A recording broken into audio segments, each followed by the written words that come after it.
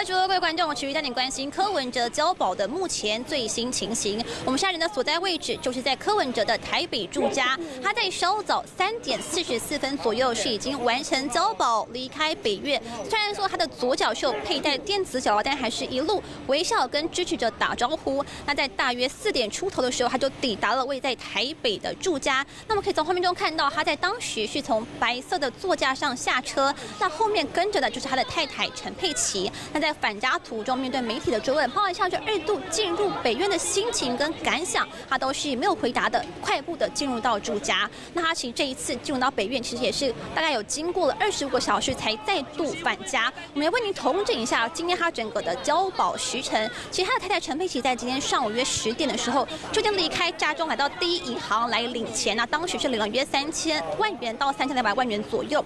那后续呢是前往到台玻大楼跟民众党的党员会合，把钱筹齐。因为这一次除了上次的3000万元，这一次的2度更财，这次的更财结果呢是有增加了他的保释金额的，增加了4000万元，总额来到7000万元。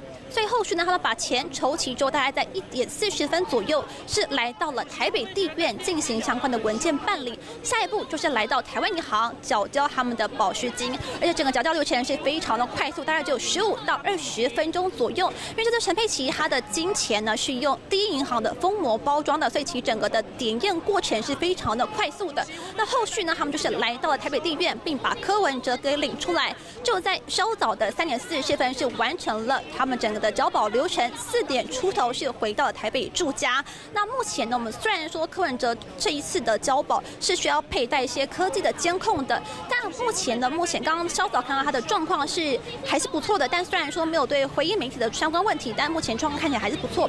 那关于后续交保后续的内容会如何处理党务等事情，都会是下一步的关注焦点。